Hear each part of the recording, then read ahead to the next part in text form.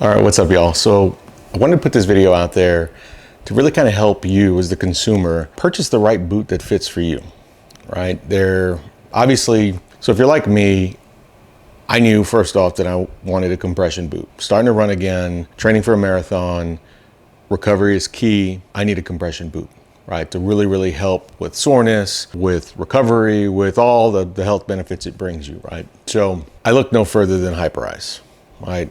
I always look who's best to breed, who's best in industry. Hyperice has been disrupting their industry for quite some time. Obviously, always coming out with something new, something better, really consumer focused on, I want to put out quality products that meet the needs of my consumers. So they've nailed it with this boot.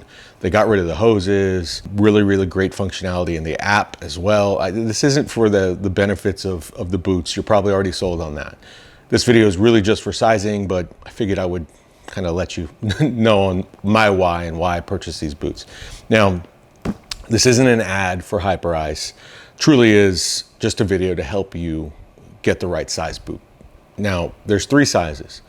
There's a short, there's a standard, and there's a tall.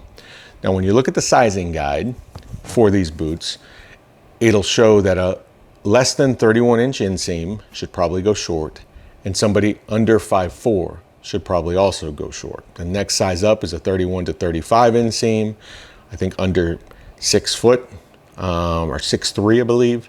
And then there's 6'3" and above with an inseam greater than 35 should be the tall. Now, I'm 5'9" and a half, and I have an inseam of 29. So, just based on inseam alone, I thought, well, that's 2 inches short of the recommended sizing for a short. I'll go with the shorter boot. Obviously, I couldn't make that decision. So I went ahead and purchased the shorter boot, and I also purchased the standard boot as well. Originally, I got the short boot, was a little underwhelmed, to be quite honest. When you get the short boot and it comes to you, it almost looks junior size. It really does look almost junior. Like, I got it and I was a bit underwhelmed. We've all seen the ads, we see them, they look massive on athletes, and this boot just didn't seem like it was fitting the bill. So out of the box, I was a little underwhelmed with the short boot. Now, when you get the standard boot, it does give that look and feel of the larger Normatec boot, right?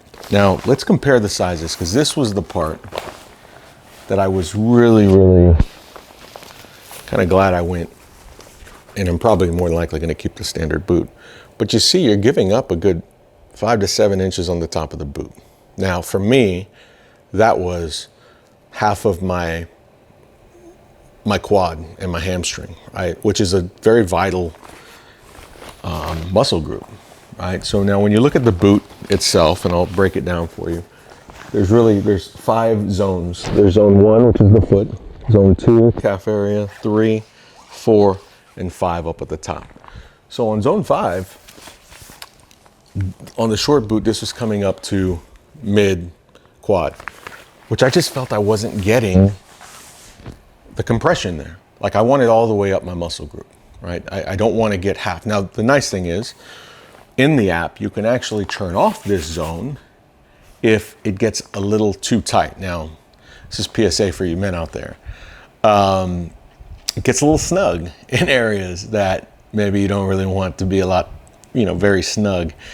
So I recommend 2 things. 1, turning off that zone so that you don't necessarily get that compression. If you don't want to, you can kind of move around a bit, right? Until you get to a comfortable position and it makes sense for you. But do that. One thing I won't recommend doing, and I've seen some people do this, is they will unzip that area just to give a little bit more breathing room.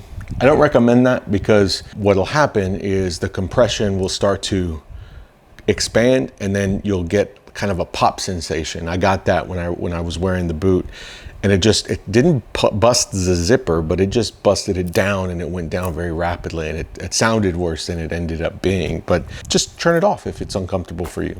I wouldn't be able to do that with the shorter boot, right? I would have to just turn it off in the app, or just turn it off in the app. But I want to make sure, if I'm getting, and I'm paying top dollar for my boot, I want to make sure I can get as much range of compression as possible. So I think the standard boot works best for me, being 5'9" with a 29-inch inseam. Now, if you just are focusing in on calves or lower leg, and maybe that upper kind of 5 inches of quad and hip and hamstring isn't of concern, maybe the short boot will work for you. My preference happens to be I'd rather have it if I'm paying for it than not, which is why I went with, why I'm more than likely gonna just keep the standard boot. So you'll see right here, this boot, although it does come right here, just right inside my inseam, when it expands, it'll then kind of go down a little bit further. So this one, on the other hand, stays up. Let's turn them on.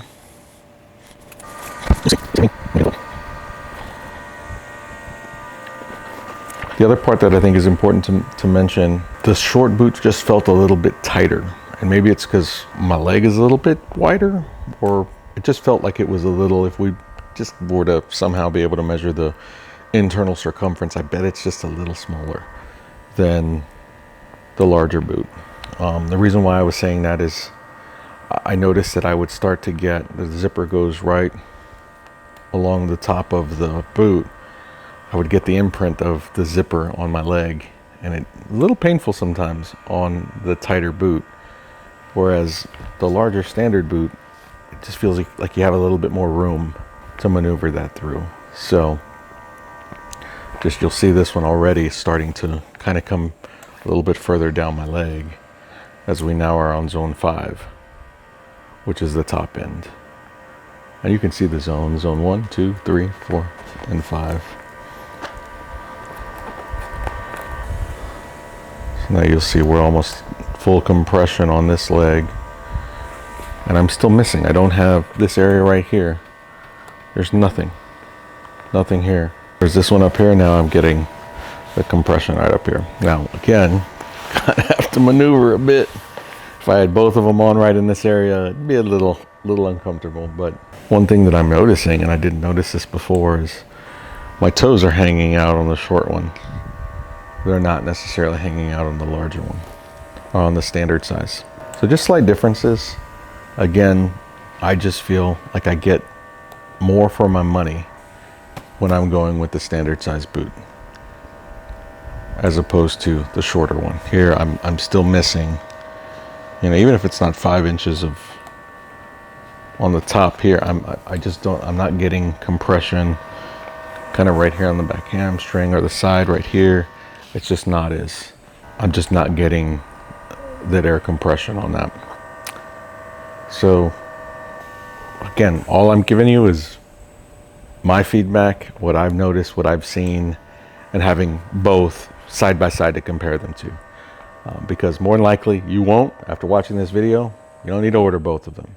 Again, if you're 5'9" or around there, or you're right on that fence, don't look at the inseam piece. I really would just, the height one to me would have made more sense. So going with the standard boot is what I should have done right out of the gate. Again, the product is great. Support was excellent. I actually, when I called them, I called ahead to say, you know, I originally had purchased the short boot. I think that I need to go a size up. They had sent me a tracking number. They were going to work with me with regards to waiving the shipping fee to get the boots back, just because it was a sizing issue. They are very, very high touch. We didn't go a day or two without a response back from their support team, which is great these days, right? So again, can't say enough great things about Hyperice. The Normatec Elite product to me is top notch. You will absolutely love these compression boots. You will now have the right size for you. Hopefully this video helped you out, right? Hopefully it helped you in your purchase and in your recovery. All right, so if this video was at any help to you, please drop a like. Would appreciate that. Who knows where this goes? This may be one, or maybe the start of some other videos that I put out, some additional content to really kind of help you along the way of fitness, your recovery journey, and getting out there to what you love, whether that's cycling, whether that's running, whether that's swimming, just staying active and keeping your body moving. So, all right, I'm out.